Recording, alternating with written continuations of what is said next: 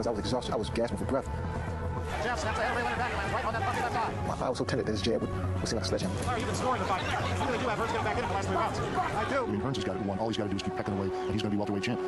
By the end of the 12th round, Hearns had boxed his way back to a significant lead on all 3 judges' scorecards. Back ahead on points. You heard Emmanuel Stewart that you're back ahead on points. And with 3 rounds remaining, Leonard's legacy was on the line. 9 minutes. You're blowing it now, son. You're blowing it. My eye was like a slit. I had no peripheral vision. I mean, I remember looking at it and just thinking, ugh. Angelo kept saying to me, you're blowing it, kid. You're blowing it, you're blowing it. Break.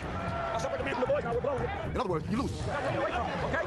Speed. And just explode out of the corner. This, of course, is the 13th round, man. You heard everything that Angelo Dundee had to say. You got 9 minutes. You got 9 minutes. Ray just gave it all. I mean, everything. I mean, see, Tommy dig down, but Ray stooped down and dig down to get this fight out. Letterman's going for the whole book. Getting the combination. Fighters getting everything he's got. Hearns starts down the ground. And now goes down through the ropes. The only thing that kept him from being knocked into the seats was he was completely tangled up in the ropes. I was hoping that Tommy could hold on. I was hoping that Tommy could keep moving. Tommy got a huge heart. He was just going on nuts stuff. Hearns leaning on, definitely in front. Another right hand by Leonard. Hearns down between the ropes against 6 to 1 lead. Leonard was set to move to a corner.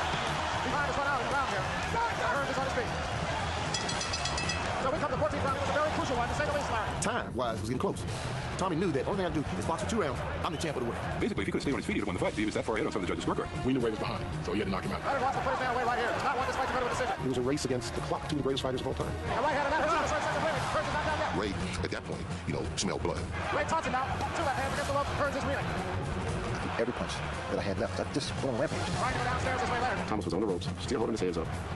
Blocking punches, but didn't have the energy to even hold his body erect. Hearns just trying to hang on here. Left hand sends Hearns back against the ropes again. And that's all. It's over. And Ray Leonard is the undisputed welterweight champion of the world against a very caged Thomas Hearns. You cannot say enough about both of these fighters.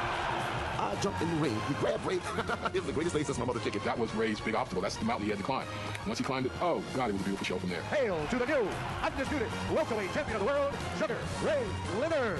Ray became the ambassador of boxing. And Tommy was the one to put him in that position. You look at a rather stunned Thomas Hearns right now. I felt I let myself down as well as my fans. That was a fight that I definitely had won. I had it in the bag already, and just let it slip away.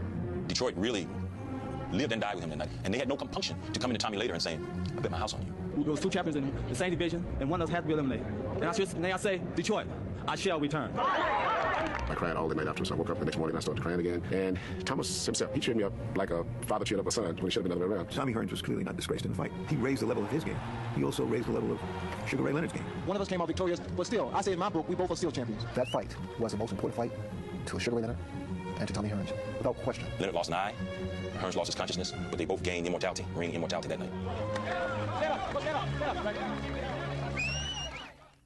3 months after Leonard Hearns, Muhammad Ali fought for the last time, the passing of the torch was complete. But Ray Leonard and Tommy Hearns didn't meet again in the ring until 8 years later, 1989. That night, Hearns knocked Sugar Ray Leonard down twice and seemed to many at ringside to have earned his long-sought vindication. But the judges' scorecards turned up even, and Leonard escaped with a draw and a sigh of relief. Thanks for watching The Tale of Leonard Hearns.